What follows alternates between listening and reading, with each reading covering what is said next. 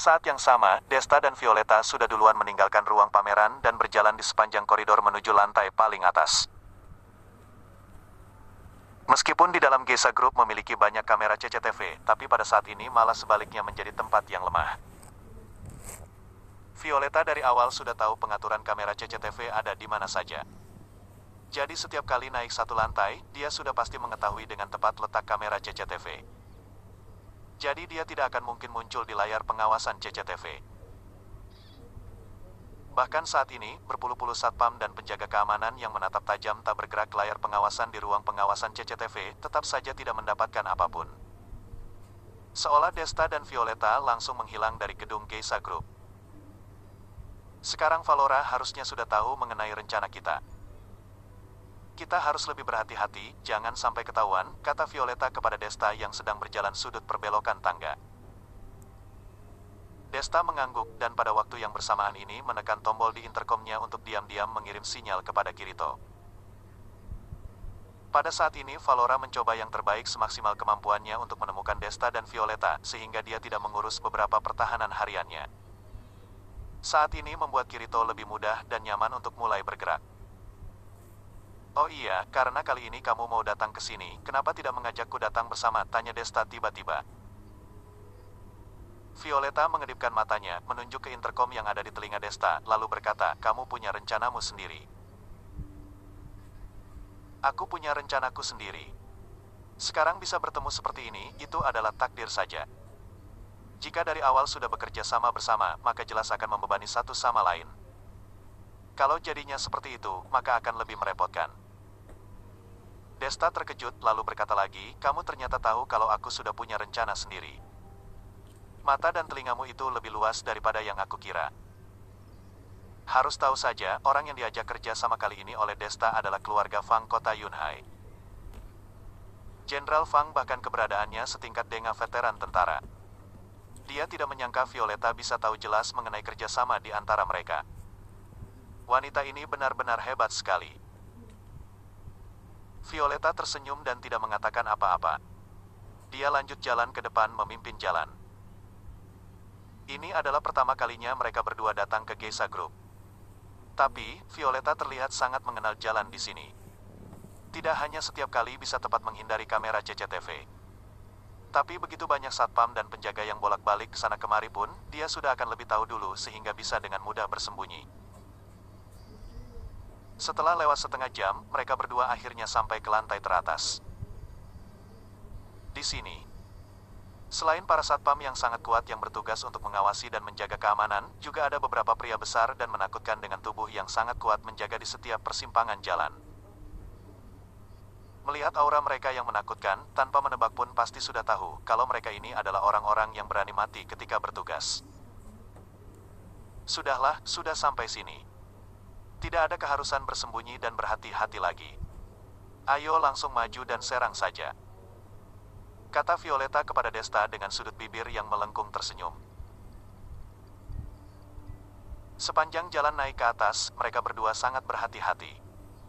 Mereka tidak ingin terjerat dengan beberapa orang penjaga yang tidak terlalu penting. Jika berurusan dengan mereka yang ada malah membuang waktu sia-sia dan menunda tujuan utama. Sekarang tujuan mereka sudah ada di depan mata, jadi tidak perlu lagi terlalu berhati-hati.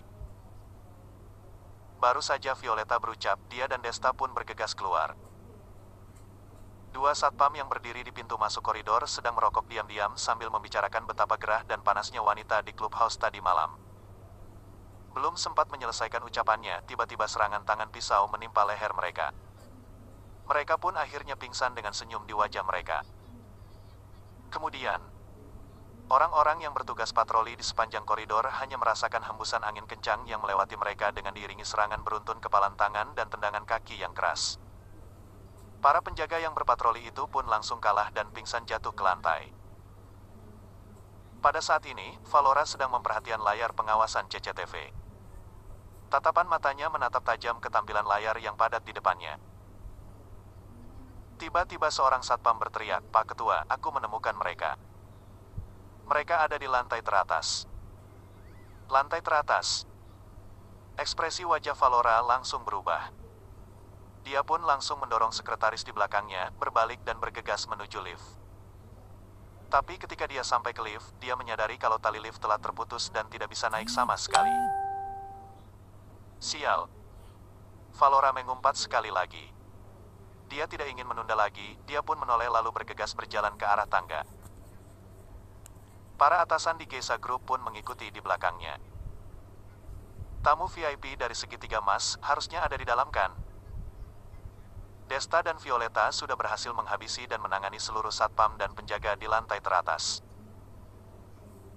Mereka berdua pada saat ini berdiri di depan ruang kantor yang sangat besar sambil berkata seperti itu dan menatap tajam ke pintu di depannya. Violeta mengangguk ketika bersiap untuk membuka pintu itu. Desta mengerutkan kening dan tiba-tiba terdengar suara serangan. Dia pun refleks mendorong Viola sampai Violeta terpungkur jatuh ke lantai. Segera setelah itu, suara tembakan memekakan telinga datang dari balik pintu. Di antara cahaya api dari peluru itu yang menerjang pintu khusus yang diimpor dari Eropa sehingga hancur berkeping-keping oleh senjata api yang berat dan berbahaya. Di belakang pintu, ada 5 pria bersenjata berat memegang berbagai senjata yang kuat. Hampir saja. Desta menghela nafas lega, hatinya pun ikut lega. Untungnya, dia memiliki pengalaman menjadi sasaran oleh senapan sniper sebelumnya. Jadi saat Violeta mendorong pintu, perasaan yang familiar itu membuat tubuhnya bereaksi secara naluriah dan langsung menghindar. Violeta merasa bersalah atas ini, dia diam-diam memaki dirinya karena terlalu ceroboh dan tidak waspada. Jika bukan karena Desta yang tepat waktu mendorongnya, mungkin saat ini dia akan menjadi gumpalan darah dan daging yang hancur seperti pintu kayu di depannya. Hehe, senang sekali kedatangan teman jauh. Hadiah pertemuan ini, apakah kalian berdua puas? Pada saat ini, terdengar suara dari dialek Yunan Selatan dari dalam ruang kantor. Segera setelah itu, 5 pria bersenjata lengkap itu berjalan keluar. Lubang keluarnya peluru di senjata mereka ditodongkan langsung ke Desta dan Violeta. Jika mereka berdua bergerak sedikit saja, maka 5 pria itu tidak akan ragu-ragu untuk menarik pelatuknya. Kalian berdua kan sudah datang ke sini. Bagaimana kalau duduk dulu sini? Aku kebetulan meminjam teh enak dari CEO Feng, ayo silakan kalian berdua menikmati segelas teh ini, suara itu terus terdengar. Desta dan Violeta saling memandang. Mereka pun perlahan bangkit lalu berjalan masuk ke dalam ruang kantor tanpa takut sedikit pun. Di sofa ruang kantor itu, mereka akhirnya melihat tamu VIP yang berasal dari segitiga emas.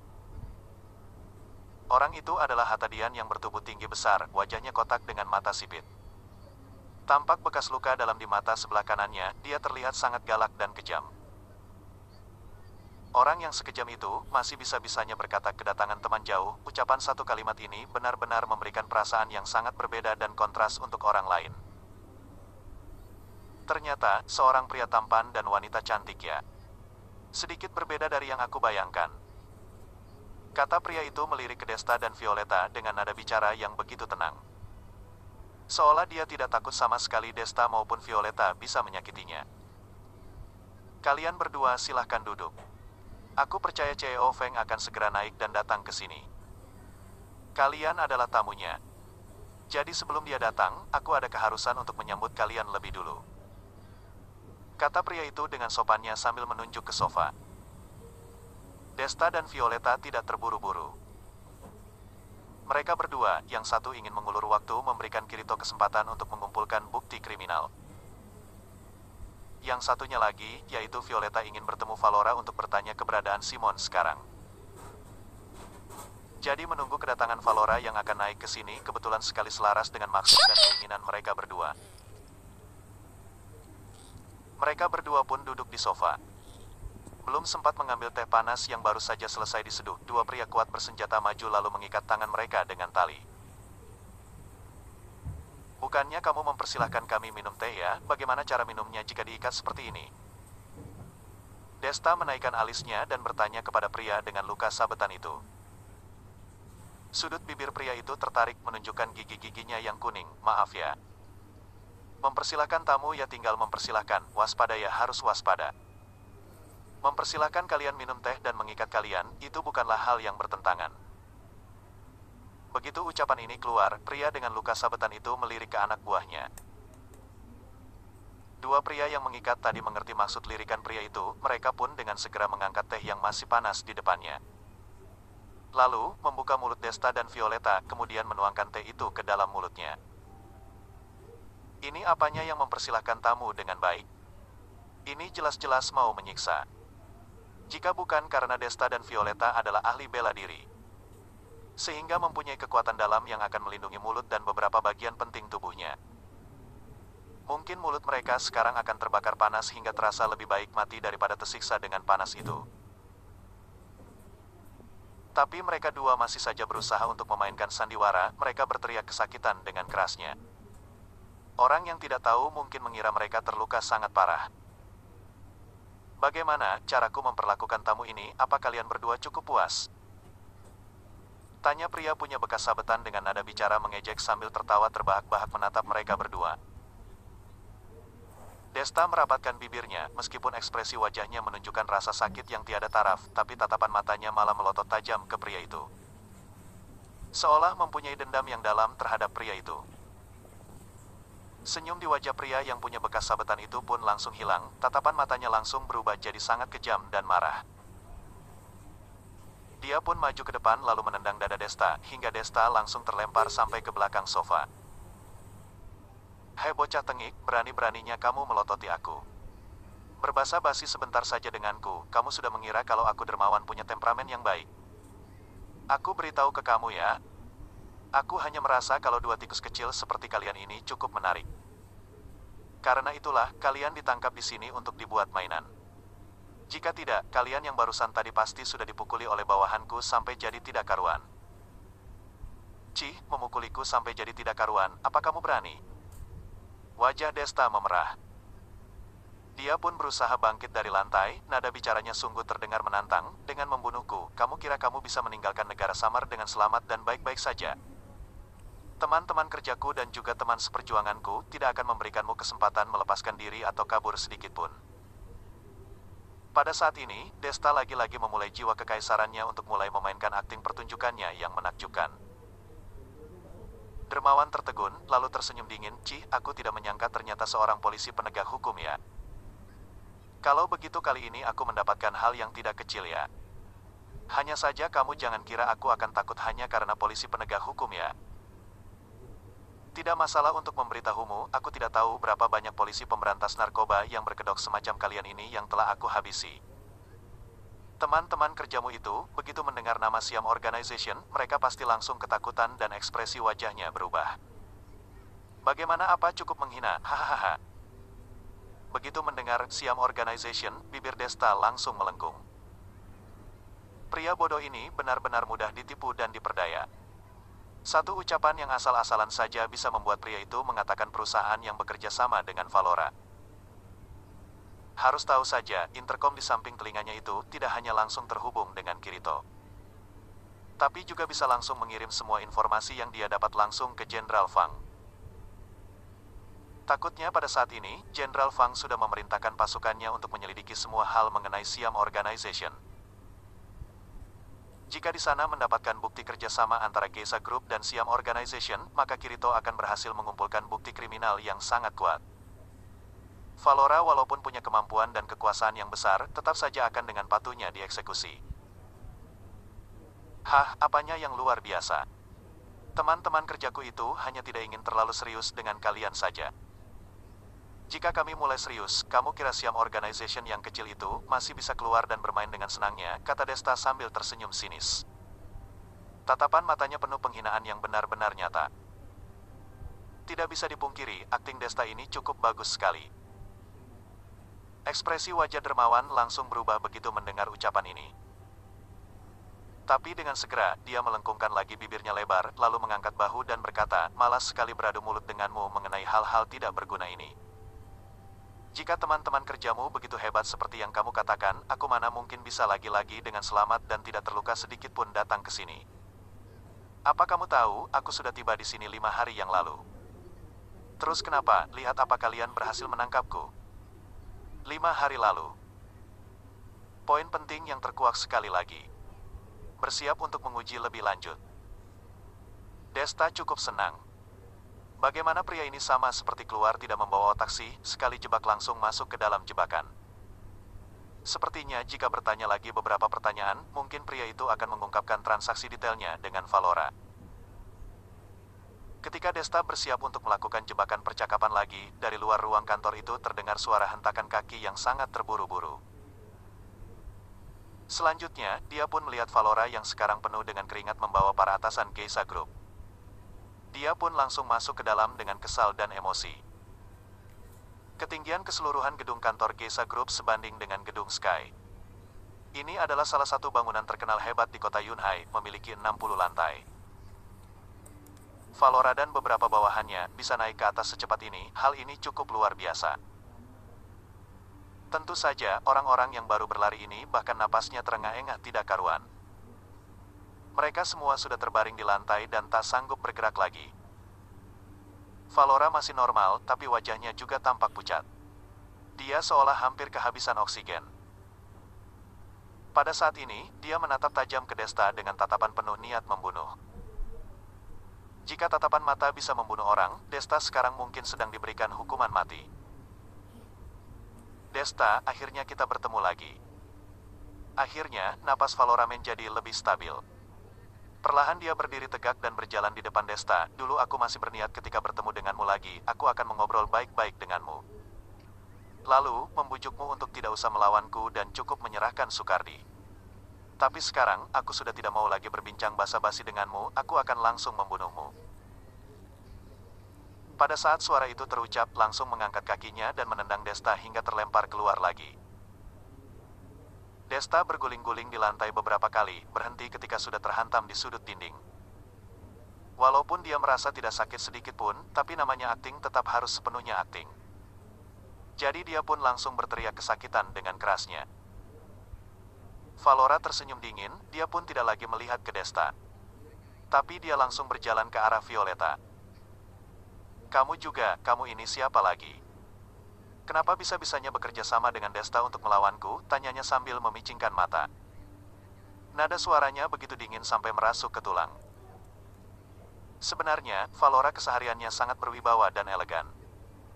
Tapi hari ini dia bisa sampai semarah ini, yang paling utama karena Desta dan Violeta ini yang membuatnya jadi sangat menyedihkan seperti tadi. Ketua dari Geisha Group bisa-bisanya harus naik tangga sampai ke lantai 60. Tidak perlu membicarakan baju, bahkan celana dalam saja sudah basah penuh keringat. Sekarang di antara dua kakinya terasa lengket sekali. Ini semua sungguh sangat menyedihkan dan menyakitkan, rasanya dia berubah jadi burung lemah. Jadi dengan semua kondisi ini, mana mungkin dia masih bisa mempertahankan citranya yang elegan dan lembut itu. Bibir merah Violeta melengkung, dia pun langsung menatap Valora tanpa ada rasa takut sedikit pun, tidak penting siapa aku. Selama kamu memberitahuku, adikmu Simon sekarang berada di negara mana, aku akan langsung pergi dan tidak akan lagi melawanmu. Desta yang sedang berteriak kesakitan di sudut dinding pun langsung memutar bola matanya ketika mendengar ucapan ini. Wanita ini tak berperasaan sekali. Bertanya keberadaan Simon terus kalau dapat langsung pergi begitu saja. Apa wanita ini benar-benar tidak akan memedulikannya? Valora mengerutkan kening, lalu berkata dengan dinginnya, untuk apa kamu bertanya keberadaan Simon sekarang, apa kamu mengenalnya? Tidak ada hubungannya denganmu, kamu beritahu aku saja sudah cukup. Violeta tidak punya tenaga untuk membuang-buang kata-katanya, dan langsung bertanya. Valora seperti mendengar lelucon hingga ia tidak bisa menahan tawa. Perempuan ini, apa kamu tidak mengerti dengan jelas keadaan sekarang ini? Valora berjalan ke depan Violeta, ia menatap ke bawah untuk melihat wanita itu, nada bicaranya dingin sampai ke tulang. Sekarang kau dan Desta, sudah jatuh ke tanganku, dua orang tahanan, masih berani menggunakan nada bicara seperti ini padaku. Kamu percaya atau tidak? Aku akan menyuruh orang untuk memutarnya, dan meletakkan videomu di forum luar dan dalam negeri. Aku percaya berdasarkan penampilan dan bentuk tubuhmu, yang menyukainya pasti akan sangat banyak. Begitu kata-kata ini keluar, para jajaran atas Geisha Group yang barusan masih berbaring di tanah dan berpura-pura mati, dengan sangat cepat bangkit berdiri, ingin mengorbankan dirinya sendiri untuk berperan sebagai tokoh utama laki-laki di dalam video. Namun, Violeta tidak gugup, sudut bibirnya malah menunjukkan sedikit lekukan, karena kamu tidak bekerja sama, maka aku akan menggunakan caraku sendiri untuk mendapatkan jawaban yang kuinginkan. Di saat suara itu menghilang, Violeta langsung berdiri dari sofa. Pria dengan bekas luka itu seketika merasa ada yang tidak benar, baru saja mengangkat pistol mengarahkan pada Violeta, ia menyadari bahwa Violeta sudah hilang dari pandangannya. Kemana dia? Sekelompok pria bersenjata berdiri dengan tercengang. Bubuk-buk. Suara tinju dan tendangan yang terdengar keras, kelompok orang bersenjata itu merasa kesakitan di bagian lengan, dan diikuti dengan semua senjata yang ada di tangan sudah terlempar semua. Valora juga terkejut, ia bergegas mundur, ia mundur sambil berteriak, cepat-cepat pergi dan tangkap Desta, mereka satu geng, bawa Desta. Kata-katanya belum selesai, Valora tertegun, matanya membulat, wajahnya tidak bisa dibayangkan. Dalam pandangannya, Desta yang tadi masih terbaring di sudut dan berteriak, sekarang sudah tidak terlihat begitu. Saat ini, dia sedang duduk di belakang meja kantornya, dengan santai menikmati makanan ringan yang ada di atas meja. Melihat Valora menatapnya, Desta menyeringai, tertawa kecil dan berkata, "Maaf, malam ini terlalu terburu-buru, tidak sempat makan malam, aku makan sedikit, kamu tidak keberatan kan?" "Tidak keberatan, tentu tidak keberatan, tetapi saya takut." Di saat ini, Valora sangat ketakutan, monster macam apa ini, jelas-jelas baru saja ia menendang orang ini sampai tidak bisa bergerak, dalam sekejap mata, memakan makanan ringan tanpa terluka. Kamu adalah petarung." Valora menarik nafas dalam, memaksa dirinya sendiri lebih tenang, berkata sepatah demi sepatah. "Apa yang mengejutkan, kamu seharusnya juga adalah petarung kan?" Desta menelan kue beras ketan yang penuh di dalam mulutnya, dan menatap Valora dengan tatapan lucu. Valora menatap Desta dengan tegang, tidak berbicara. Jelas dia adalah seorang petarung, tetapi baru saja mulai, hanya memiliki kekuatan untuk pertahanan diri. Di lantai bawah, berurusan dengan seseorang yang sudah pusing, Dingmar yang tidak memiliki otak masih baik-baik saja, tetapi ingin berurusan dengan Desta dan Violeta, hatinya tidak yakin. "Ceo Feng, jangan takut, ada aku." Di saat ini, pria dengan bekas luka yang selalu di sampingnya berteriak. Dia akhirnya bereaksi. Ternyata sejak Desta dan Violeta ditangkap, mereka berpura-pura menjadi korban padahal ingin menerkam, mereka bisa menahannya, benar-benar membuat dermawan seperti orang bodoh. Hanya melihatnya menjentikan asbak di atas meja, dan berteriak menyerbu Desta. Desta meliriknya dari samping, mengambil kenari di atas meja dengan dua jari, dan melemparnya. Siu. Ada suara yang muncul di udara. Diikuti oleh tubuh dermawan yang setinggi 1,8 meter, rasanya seperti ditabrak truk dengan kecepatan tinggi, langsung menabrak sampai terlempar, dan menabrak dinding dengan sangat keras. Melihat adegan ini, semua orang-orang di dalam kantor tercengang. Baru saja para jajaran atas Gesa Group yang bersiap untuk menjadi pemeran utama laki-laki di dalam video, langsung kembali ke tanah dan mulai berpura-pura mati lagi. Benar-benar tidak bisa melakukan apa-apa, berpura-pura mati adalah jalan utama. Dalam sekejap mata, orang-orang dermawan yang membawa senjata, sudah dihabisi oleh Violeta. Para jajaran atas yang dibawa Valora lagi-lagi berpura-pura mati, jadi di dalam kantor hanya tinggal ia dan sekretaris di belakangnya yang masih berdiri. Bagaimana, sudah terpikirkan ingin berkata apa? Di saat ini, Violeta mengibaskan rambut panjangnya, memutar pinggang rampingnya, dan berjalan ke arahnya.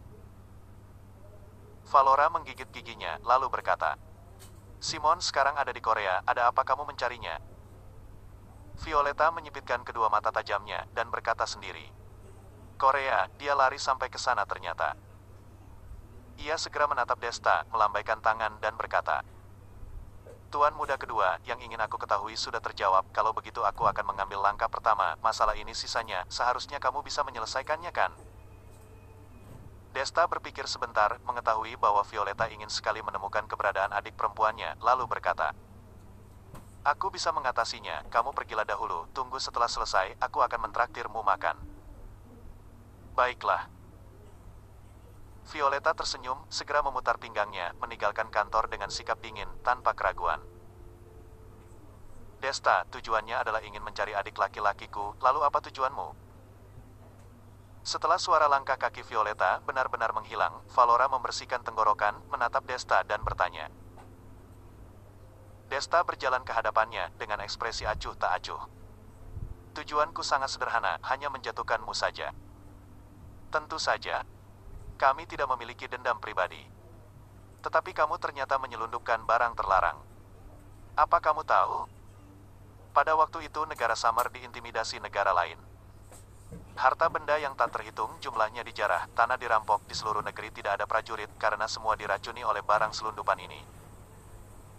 Dengan tidak mudah sekarang negara kami menjadi kuat. Ternyata kamu lagi-lagi memasukkan barang terlarang itu ke dalam pasar dalam negeri, meracuni anak muda generasi baru negara kami. Kamu berbuat seperti ini, apa bedanya dengan menjual negara? Mendengar itu, Valora tersenyum dingin tanpa sadar dan berkata, ternyata kamu datang sebagai pembawa pesan keadilan ya. Kalau begitu kamu jangan membuang-buang tenaga lagi. Aku begini, terlihat tidak bermoral, tetapi kamu tidak berpikir, kalau pelaku-pelaku itu sendiri tidak menyentuh barang ini, walaupun aku memasukkan barang-barang ini, maka mana mungkin ada pasar. Mereka sendiri yang tidak bisa menahan sehingga tercemari. Dengan sendirinya akan ada permintaan, kalaupun kamu menjatuhkanku, takutnya dengan cepat akan muncul Valora Lee, Valora Huang, kamu bisa menyelesaikan mereka semua. Sudah di ujung kematian. Masih melemparkan tanggung jawab. Aku juga malas berdebat denganmu. Lagi pula sebentar lagi juga akan ada orang yang membereskanmu. Sekarang memberimu satu kesempatan, keluarkan semua catatan transaksi para pelaku, aku bisa mempertimbangkan belas kasihan untukmu, membuat kesalahanmu menjadi lebih ringan. Desta tersenyum dingin dan berkata, meskipun Kirito bertanggung jawab mengumpulkan bukti kriminal, tapi kalau ia bisa mendapatkan sesuatu, bukankah lebih baik? Valora sedikit menurunkan kepala, sebuah ide cemerlang melintas di matanya. Ia hanya berkata, boleh saja menginginkan barang itu, tetapi aku tidak menaruh catatan itu di sini, aku menaruhnya di gudang bawah tanah perusahaan, kalau kamu tertarik, ikutlah denganku untuk mengambilnya.